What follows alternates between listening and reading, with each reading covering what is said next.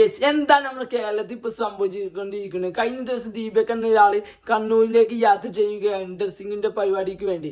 അങ്ങനെ നിൽക്കുമ്പോൾ ബസ്സിൽ കഴിഞ്ഞപ്പോ ഈ പെണ്ണിന്റെ അടുത്തെത്തിയിട്ട് ഈ പെണ്ണ് ആ ദീപക് എന്ന ഒരാള് ഫോൺ എടുക്കുന്നതിനിടെ ഈ പെണ്ണിന്റെ ശരീരത്തെ അയാളുടെ കൈ തട്ടിയതിന്റെ പേരിൽ പീഡനമെന്ന് വീഡിയോ ചെയ്ത് ഇസ്ലാമിൽ ഇട്ട് റീച്ച് ഉണ്ടാക്കിയതാണ്.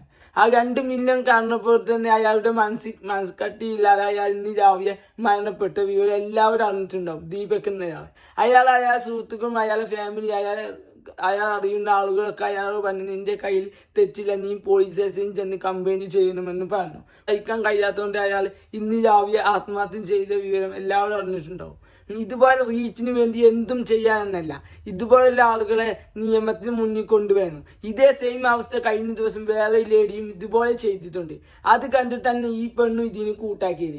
ഈ പെണ്ണ് ഇത് ചെയ്യുന്നതിന് മുമ്പ് ഈ പെണ്ണിന് ആകെ 9,000 ഫോളോവേഴ്സ് മാത്രം ഇൻസ്റ്റാഗ്രാമിൽ ഉള്ളൂ. ഇത് ചെയ്തതിന് ശേഷം ഇത്ര സമയം ആയപ്പോൾ തന്നെ 11K ചില്ലറയായി. ഇപ്പോൾ ആ പെണ്ണ് ആ വീഡിയോ ഡിലീറ്റ് ആക്കി ഇതുണ്ട്.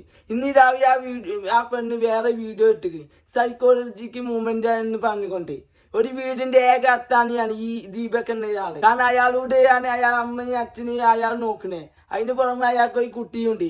ആ കുട്ടിക്ക് ഇന്ന് അച്ഛനില്ല. ആ വീടിന്റെ ഏക അത്താണി എന്ന അയാളെയാണ് ഈ പെണ്ണ് വീഡിയോ എടുത്ത് റീച്ചിന് വേണ്ടി ഇല്ലാതാക്കിയത്.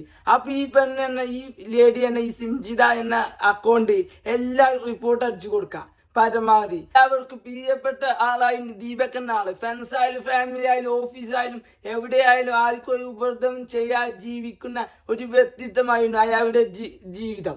ആ ജീവിതത്തെയാണ് റീച്ചിന്റെ പേര് ഇല്ലാതാക്കിയത്. സിംജിത എന്ന ഈ പെണ്ണ് നിയമത്തിന്റെ വഴി നല്ല ശിക്ഷ കൊടുക്കണമെന്ന് അഭിനന്ദിക്കുന്നു. കാരണം കേരള പോലീസും ഗതാഗത മന്ത്രിയും മറ്റു ആളുകളും ഇതിനെതിരെ നല്ല നിയമം ഈ പെണ്ണിനെതിരെ എടുക്കണമെന്ന് പറയുന്നു.